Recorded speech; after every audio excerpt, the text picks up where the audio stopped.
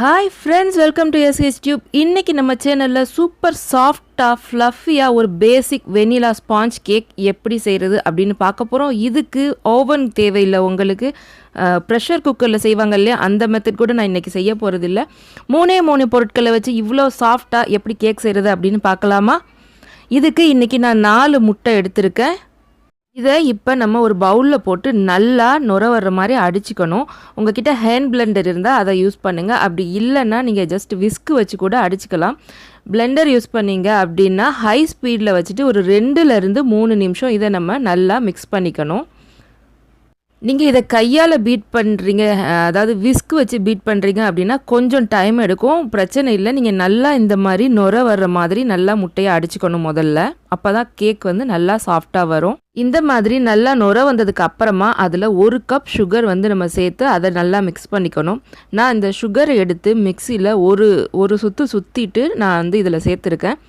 ஃபுல்லாக பவுடர் பண்ணணும்னு அவசியம் இல்லை. ஜஸ்ட் ஒரு அடி அடிச்சுட்டு நம்ம திரும்ப இதில் ஆட் பண்ணோன்னா ஈஸியாக கரைஞ்சி முட்டையோடு நல்லா மிக்ஸ் ஆகி வரும். ஸோ இதில் இப்போ 1 டீஸ்பூன் அளவு வெனிலா எசன்ஸ் நான் சேர்த்துக்கிறேன். உங்களுக்கு வெனிலா எசன்ஸ் வேறு ஃப்ளேவர் வேணும்னா கூட நீங்கள் இந்த ஸ்டேஜில் ஆட் பண்ணிக்கலாம். கொஞ்சமாக ஒரு 2 பிஞ்ச் அளவு உப்பு சேர்த்துக்கிறேன். மிக்ஸ் பண்ணிக்கிட்டே அதையும் சேர்த்துக்கிறேன். முட்டையும் சுகரும் நல்லா மிக்ஸ் ஆகி இந்த மாதிரி திக்கான கன்சிஸ்டன்சியில் வரும். இப்படி அள்ளி ஊற்றி பார்த்திங்கன்னா உங்களுக்கு தோசை மாவு மாதிரி கன்சிஸ்டன்சியாக இருக்கும். இந்த ஸ்டேஜில் நம்ம மிக்சரை ஆஃப் பண்ணிவிட்டு நம்ம 1 கப் மாவு இன்றைக்கி நான் எடுத்து வச்சுருக்கேன். 1 கப் மாவுக்கு 1 டீஸ்பூன் அளவு பேக்கிங் பவுடர் எடுத்திருக்கேன். ரெண்டையும் நம்ம சலித்து நம்ம அடித்து வச்சுருக்க முட்டையில் சேர்த்துடலாம். உங்களுக்கு இந்த மாதிரி டைரெக்டாக சலித்து மாவை எடுக்கிறது சிரமமாக இருக்கும்னு நினச்சிங்கன்னா நீங்கள் கேக் செய்ய ஆரம்பிக்க போகும்போதே மாவையும் பேக்கிங் பவுடரையும் தனியாக சலித்து எடுத்து வச்சிட்டிங்கன்னா இன்னும் உங்களுக்கு சுலபமாக இருக்கும். இன்றைக்கி நான் 1 கப் மாவுக்கு 1 கப் சுகர் ஆட் பண்ணியிருக்கேன். உங்களுக்கு இனிப்பு கம்மியாக போதும் அப்படின்னு நினச்சிங்கன்னா 1/2 கப்லேருந்து 3/4 கப் வரைக்கும் கூட போதுமானது. நல்லா இந்த மாதிரி சலித்து விட்டுக்கோங்க. மாவை நல்லா இதில் சலித்து விட்டுட்டு இப்போ இதை நம்ம வந்து மாவையும் முட்டையும் மிக்ஸ் பண்ணிக்க போகிறோம். இந்த ஸ்டெப் வந்து கொஞ்சம் கவனமாக பண்ணுங்கள். மாவு போட்டதுக்கு அப்புறமா நீங்கள் வேகமாக அடிச்சிடக்கூடாது. விஸ்காலேயோ அல்லது பிளெண்டராலேயோ நீங்கள் யூஸ் பண்ணக்கூடாது. மாவு போட்டதுக்கு அப்புறமா நம்ம ரொம்ப நேரம் மிக்ஸ் பண்ணக்கூடாது. அப்படி மிக்ஸ் பண்ணோன்னா கேக் ஹார்ட் ஆயிரும். ஸோ ஜஸ்ட் இந்த மாதிரி மிக்ஸ் பண்ணி மாவை வந்து நல்லா கலந்து விடணும். ஃபோல்ட் பண்ணுறது அப்படின்னு சொல்லுவாங்க. ஒரு சுற்றிட்டு நடுவுலேருந்து மாவை எடுத்து திரும்ப கலந்து இந்த மாதிரி தான் பண்ணணும். ஒரே திசையிலேயே தான் நீங்கள் வந்து கலந்துட்டு இருக்கணும். மாற்றி சுற்றக்கூடாது. இதுவரை நீங்கள் நம்மளோட சேனலை சப்ஸ்கிரைப் பண்ணலைன்னா இப்போவே கீழே இருக்கிற ரெட் கலர் பட்டனை கிளிக் பண்ணி சப்ஸ்கிரைப் பண்ணிக்கோங்க. கூடவே பக்கத்தில் இருக்க பெல் ஐக்கானையும் கிளிக் பண்ணிட்டீங்கன்னா நான் எப்போ புது அப்டேட்ஸ் கொடுத்தாலும் உடனுக்குடன் உங்களுக்கு நோட்டிஃபிகேஷன்ஸ் வந்து சேருங்க. பாருங்கள், மாவை நல்லா மிக்ஸ் பண்ணிவிட்டு அள்ளி ஊற்றுனீங்கன்னா இந்த மாதிரி கெட்டியாக இட்லி மாவு பதத்தில் இருக்கணும். நான் ஆல்ரெடி அடி கனமான ஒரு நான்ஸ்டிக் பாத்திரத்தில் பட்டர் அப்ளை பண்ணி வச்சுருக்கேன். இதில் நம்ம டைரெக்டாக நம்ம அடித்து வச்சுருக்க மாவை இப்போ சேர்த்துடலாம். மாவை இந்த மாதிரி நம்ம நான்ஸ்டிக் பேனில் சேர்த்ததுக்கு அப்புறமா ஒரு 2 அல்லது 3 வாட்டி நம்மளோட கவுண்டர் டாப்பில் இந்த மாதிரி தட்டிக்கணும். அப்போ தான் உள்ள ஏர் பபிள்ஸ் ஃபார்ம் ஆகிருந்தால் வெளியில் வந்துடும். இப்போ நம்ம கேஸை ஆன் பண்ணிக்கலாம்.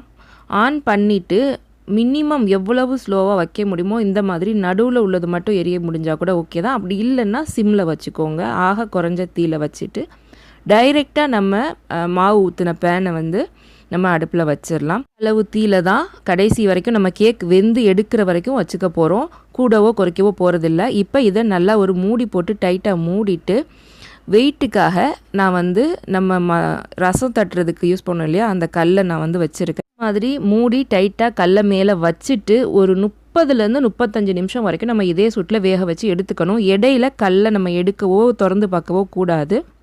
35 நிமிஷத்துக்கு அப்புறமா நீங்கள் ஓப்பன் பண்ணி பார்த்தீங்கன்னா ஃபுல்லாக வெந்து நல்லா இந்த மாதிரி ரெடியாக இருக்கும். இப்போ ஒரு சின்ன குச்சியாலையோ அல்லது கத்தியவோ நம்ம அந்த மாவில் விட்டு பார்த்தோன்னா ஒட்டாமல் வரணும். அதுதான் சரியான பதம். அப்படி வந்துருச்சுன்னா கரெக்டாக வெந்துருச்சு அப்படின்னு அர்த்தம்.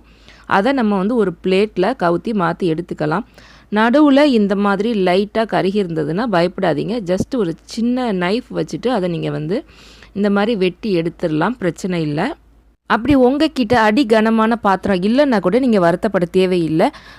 வீட்டில் தோசைக்கல் இருக்கும் இல்லையா, கனமான தோசைக்கல், அதை வச்சுட்டு இதே மாதிரி நெருப்பை சிம்மில் வச்சுட்டு அது மேலே நீங்கள் நார்மல் நான்ஸ்டிக் தவா அல்லது ஒரு பேன் இருக்கும் இல்லையா, அதில் வந்து மாவை நீங்கள் ஊற்றிட்டு இதே மெத்தடில் வேக வச்சு எடுத்துக்கலாம்.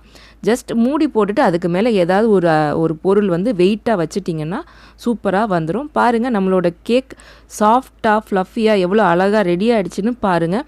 இதை நீங்கள் கட் பண்ணிவிட்டு சர்வ் பண்ணிக்கலாம். நீங்கள் இதை ஸ்டோர் பண்ணி வைக்கிறனா கூட வச்சுக்கலாம். இன்றைக்கி இந்த கேக்குக்கு நம்ம ஒரு சொட்டு ஆயில் கூட நம்ம யூஸ் பண்ணலை. ஆயிலோ பட்டரோ எதுவுமே நம்ம யூஸ் பண்ணலை. ஜஸ்ட்டு நம்ம வந்து நான்ஸ்டிக் பேனில் ஒட்டாமல் வர்றதுக்காக யூஸ் பண்ண ஆயில் மட்டும்தான். இந்த கேக் வந்து நீங்கள் காஃபி டீ கூட சாப்பிட்றதுக்கு ரொம்ப ரொம்ப ரொம்ப டேஸ்ட்டாக இருக்கும், ரொம்ப சாஃப்டாகவும் இருக்கும். ஸோ கண்டிப்பாக இதை நீங்கள் ட்ரை பண்ணி பார்த்துட்டு உங்களுக்கு எப்படி வந்தது அப்படிங்கிற ஃபீட்பேக்கை மறக்காமல் நம்மளோட கமெண்ட் செக்ஷனில் என் கூட ஷேர் பண்ணிக்கோங்க. இந்த வீடியோ உங்களுக்கு பிடிச்சிருந்ததுன்னா லைக் பண்ணுங்கள், கமெண்ட் பண்ணுங்கள். யாருக்காவது இந்த வீடியோ ரொம்ப யூஸ்ஃபுல்லாக இருக்கும் அப்படின்னு நினச்சிங்கன்னா அவங்க கூட மறக்காமல் ஷேர் பண்ணிக்கோங்க. சீக்கிரமே இன்னொரு இன்ட்ரெஸ்டிங்கான ரெசிபியோட உங்களை நான் சந்திக்கிறேன். அது வரைக்கும் take care, bye bye. Thanks for வாட்சிங்.